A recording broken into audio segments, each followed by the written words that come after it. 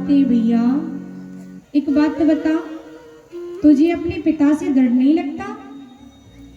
अरे तेरे पिता इतने खूंखार हैं, अगर तुम्हारे मुंह से एक बार भी नारायण का नाम सुन लिया ना तो तुम्हें पता नहीं कितनी यातनाएं देंगे।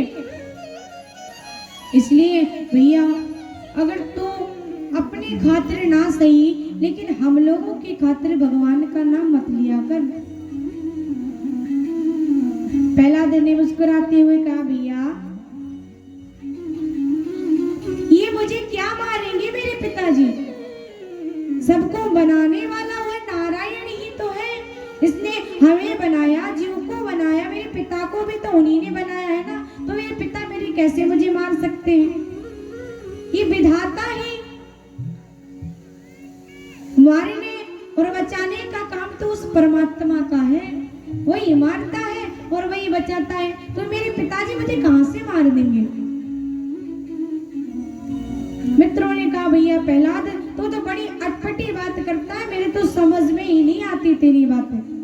बस एक बात तू समझ ले, तेरे पिता बहुत ही बेकार हैं, तुझे यातनाएं भोगनी पड़ जाएंगी, कष्ट होगा तुझे, मेरी बात को मान जा, नारायण का नाम मत लिया कर। प्रहलाद जी ने कहा, ठीक है भैया। अब एक दिन हिरण्यकश्यप के मन में आया, बहुत दिन हो गए अपने में पुत्र से मिलने नहीं गया, आज अपने पुत्र से मिलने के लिए हिरण्यकश्यप आया। जैसे ही प्रहलाद जी ने देखा कि पिताजी आए हैं तो जाकर के पिताजी के चरणों में प्रणाम किया। खुश रहो बेटा, और बताइए पढ़ाई कैसी चल रही है तुम्हारी? बोले पिताजी बहुत अच्छी चल रही है।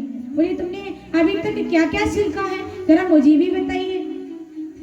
बड़ी ही सुंदर बात कही, पिताजी ये संसार नारायण का है और हमें नारायण के चरणारविंदों में इस चित्त को बांध करके उस नारायण का भजन करना।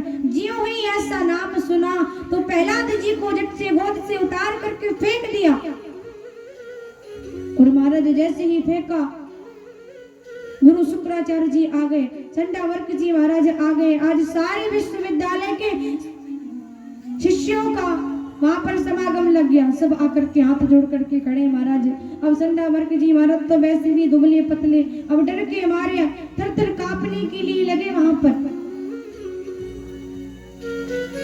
चंडावर्क जी सोच रहे, मैंने कितनी बार समझाया है इस दुष्ट को, अगर नारायण का नाम लेना है तो अकेले में जितना चाहे उतना ले ले, कम से कम अपने साथ हम लोगों को तो जिंदा रहने दे। गेहूं के साथ में गुड़ भी पिसने वाला है। अब तो महाराज जो ये ध्रुव जी जो प्रहलाद जी को गोदी से फेंक दिया, तो अरे ध्रुवनीत, तेरा इतना दुस्साहस कि तू मेरे साम्राज्य में उस परमात्मा का नाम ले, इतना दुस्साहस तेरा कैसे? तुझे शर्म नहीं आती? मेरे विरोधी का तू बार बार नाम उच्चारण करता है, नारायण नारायण करता रहता है, ये कौन है ये नारायण? बड़ा ही सुंदर उपदेश दिया। कहा पिताजी नारायण की भक्ति आप भी क्या करो मेरे साथ में, क्योंकि नारायण की भक्ति करने से हमें वैकुंठ की प्राप्ति होती है, परम धाम की प्राप्ति होती है, इसलिए आप भी भजन क्या करो। कहा संतों का संग भी क्या करो। नवदा भक्ति का परम उपदेश दिया अपने पिताजी को। प्रथमे भगति सर्तन कर समाना,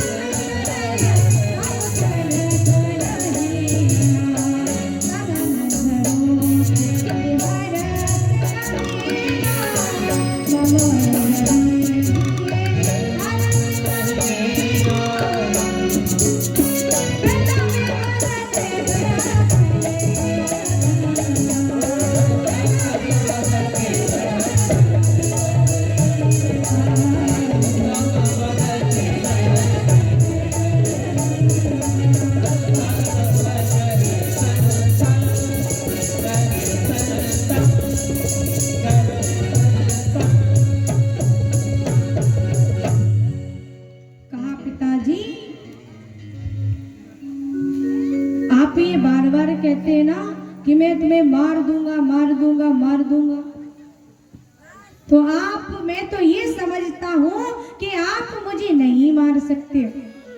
का ध्रुवनीत, अगर तूने नारायण का मंद बुद्धि, अगर तूने एक भी बार नाम उच्चारण मेरे सामने किया ना, तो तुझे मैं मार करके रख दूंगा। बड़ी ही सुंदर भक्ति श्रवण कराए। प्रथम भक्ति संतन कर संगा, दूसरे रत्न में कथा प्रसंगा। श्रवणम कीर्तनम विष्णु स्मरणम पाद सेवनम, 9 भक्तियां बताई हैं। श्रवण भगवान की जितनी से जितनी हो सके कथा को श्रवण करना चाहिए। स्मरण भगवान का, जब हम दिव्य पूजन विग्रह के पास जाते हैं ना, भगवान की प्रतिमा के पास, तो परम स्मरण हमारे हृदय में जागृत होना चाहिए। और पिताजी सुंदर सा कीर्तन करना चाहिए परमात्मा का, और भगवान विष्णु के श्री चरणों में ये अपना जीवन समर्पित करके रखना चाहिए। अर्चनम बंधनम दास्यम, और पिताजी भगवान की विग्रह का में पूजन अर्चन भी करना चाहिए। ये 9 भक्तियां ध्रुव प्रहलाद जी महाराज जी अपने पिता श्री हिरण्याकश्यप को बता रहे हैं, और शास्त्रों की बात कभी झूठी नहीं होती। इन भक्तियों पर जिसने अपना मार्गदर्शन कर लिया, उसका जीवन हमेशा कल्याणमय होता है। बड़ी ही सुंदर आज अपने पिता को उपदेश दे रहे हैं, लेकिन हिरण्याकश्यप ने देखा कि मेरा पुत्र मुझे उपदेश देता है, अरे मैं अपने सारे साम्राज्य में सबको उपदेश देता हूँ, ये 5 वर्ष का बालक मुझे ज्ञान सिखा रहा है। समझाया प्रहलाद, तू नारायण का नाम मत लिया कर। कहा कि इसने तेरे चाचा को मार दिया था, तेरा हिरण्याक्ष मेरा भाई जो था उसको इस नारायण ने मार दिया था, इसलिए ये मेरा परम शत्रु है, और मेरे परम शत्रु का तू नाम लेगा तो अच्छा नहीं होगा। आज तो महाराज प्रहलाद जी को बड़ी ही यातना दिन पहाड़ से जाकर के फेंकने के लिए आदेश दिया सैनिकों को कि तुम जाकर के इस प्रहलाद को ठिकाने लगा करके आओ। ऊंचे ऊंचे पर्वत से जाकर के जैसे प्रहलाद जी को नीचे की ओर फेंका, भगवान कृपा सिंधु आकर के अपने गोद में प्रहलाद जी को भर लिए, सुंदर से दर्शन दिए आकर, और भोजन में विष इत्यादि मिलाकर के खिलाया, लेकिन फिर भी प्रहलाद जी नहीं मरे। आज कहा कि जिसका रखवाला परमात्मा होता है ना, उस संसार में किसी चीज की चिंता नहीं करनी चाहिए कि जाको राके साइया और मार सके ना कोई। इसका रखवाला स्वयं गोविंद होता है। आज प्रहलाद जी को इतनी यातनाएं दी, कारागार में डाल दिया, 10-10 दिन तक भोजन नहीं दिया जाता।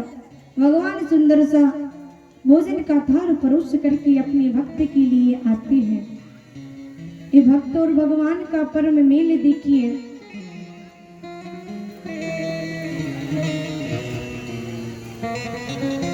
भाव का भूखा हूं मैं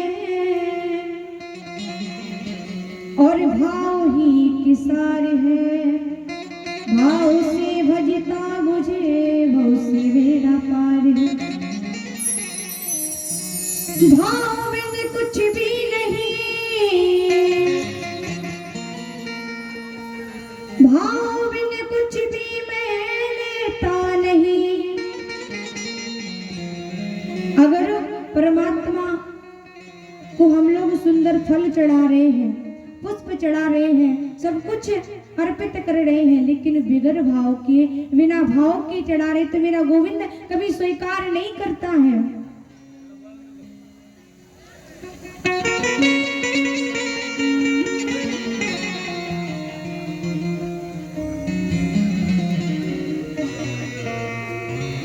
आज सुंदर उपदेश देती हुए हिरण्यकश्यप के पास में प्रहलाद जी महाराज जी खड़े हैं और कहा, तू बार बार मेरे नारायण का नाम जपता रहता है, बता तेरा नारायण कहाँ रहता है?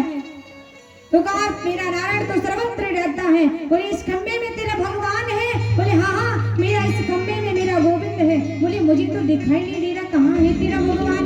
बोले, आपको पता नहीं पिताजी क्यों दिखाई नहीं दे रहा है, मुझे तो दिखाई दे रहा है, मेरा भगवान इस खंबे में है। ये वक्त का दृढ़ विश्वास है। आज जैसे ही ये सुना प्रहलाद जी के मुखारविंद से कि इस खंबे में, तो उठाया तलवार को और जोर से उस खंबे पर प्रहार कर दिया। उस खंबे को प्रहार किया तो नरसिंह भगवान के रूप में प्रकट हो गए। नरसिंह भगवान की जय हो। गगन गणगणानो खम्बे फटो चार चरणो, नित्य सोनर नाहर का रूप अति भयानक है। गगन गणगणावे दसन जीव लप लपावे, चित्त बंद सरोज मानो अंग जाति खानो है। आज भगवान दिव्य रूप में प्रकट हुए, लंबे लंबे नखा, जिनका दिव्य आंख मनुष्य जैसा है, लेकिन जो उनका मुख है बड़ा बब्बर शेर के समान है। आधा शरीर मनुष्य के जैसा है और मुख शेर के जैसा, बड़ा भयानक स्वरूप दिव्य जैसे ही प्रकट हुए नारायण प्रहलाद जी महाराज। आज तक किसी भी देवी देवताओं ने भगवान के इतने भयानक स्वरूप का कभी दर्शन नहीं किया। क्रोध की ज्वाला में आज फड़फड़ाते हुए नरसिंह भगवान ने हिरण्यकश्यप को पकड़ा और अपनी जंघा पर रख लिया। और जैसे ही महाराज जंघा पर रखा तो कहा, आज तूने मेरे भक्त को बहुत सताया है, मैं तुझे जीवित नहीं छोड़ूंगा। भगवान ने हिरण्यकश्यप को अपनी जंघा पर रखा। हिरण्यकश्यप जोर से हंसने लगा। प्रभु, ना कि तुम नारायण हो? भगवान ने कहा, तुम्हें मैं कौन दिख रहा हूं? बोले, मेरी समझ में नहीं आ रहा है। ना ही तो तुम नर में हो, ना ही नारायण में हो, ना ही किसी जीव में हो। मुझे क्या मारोगे? बोले तुम मुझे नहीं मार सकते। भगवान ने कहा क्यों नहीं मार सकते? मैंने ब्रह्मा जी की बड़ी कठिन तपस्या की थी और भगवान ब्रह्मा ने मुझे वरदान दिए थे कि मैं ना दिन में मरूं और ना रात में मरूं। तो ब्रह्मा जी ने कहा था तथास्तु, तुम ना दिन में मरोगे ना रात में। अब नरसिंह भगवान ने कहा पहले एक बार ऊपर नीचे नजर तो मार ले, थोड़ा समय भी तो देख ले कौन सा हो रहा है। और जैसे ही आज हिरण्यकश्यप ने देखा कि दिन है ना ही रात है, ये तो गोधूली की बेला है। बोले अब तो मैं तुझे मार सकता हूँ। बोले नहीं नहीं, अभी तुम मुझे नहीं मार सकते। बोले मैंने ये कौन वरदान मांगा था कि ना मैं भीतर मरूं ना मैं बाहर मरूं। तो कहा एक बार फिर से नजर डाल करके देख लो भैया, कहीं मिस्टेक तो नहीं हो रही है हमसे। भगवान ने कहा देखो, ऐसे आसपास देखा तो ना भीतर ना बाहर, भगवान ने अपनी जंघा पे रखा हुआ है और दहरी के बीच में खड़े हैं नारायण भगवान। फिर भी मुस्कुराता है, कहता है कि मैंने भगवान से वरदान मांगा था कि ना ही मैं अस्त्र से मरूं ना ही शस्त्र से मरूं। भगवान ने अपने नाखूनों को दिखाया, बोले देखो तुझे ये अस्त्र दिखते हैं या शस्त्र दिखते हैं? जो ही देखा, अरे ये तो बड़े बड़े नख है महाराज, ये बड़े बड़े ब्लेड के पेंच कहां से कसवा करके लाए हो? फिर भी हंसता है, बोले मैंने भगवान से वरदान मांगा था कि आप मुझे ना ही भगवान की बनाई हुई सृष्टि में मैं किसी से ना मरूं, विधाता की बनाई हुई सृष्टि में मैं किसी से ना मरूं। तो बोली विधाता ने मुझे नहीं बनाया, मैं विधाता को बनाता हूं। बोले तब भी नहीं मार सकते आप मुझे,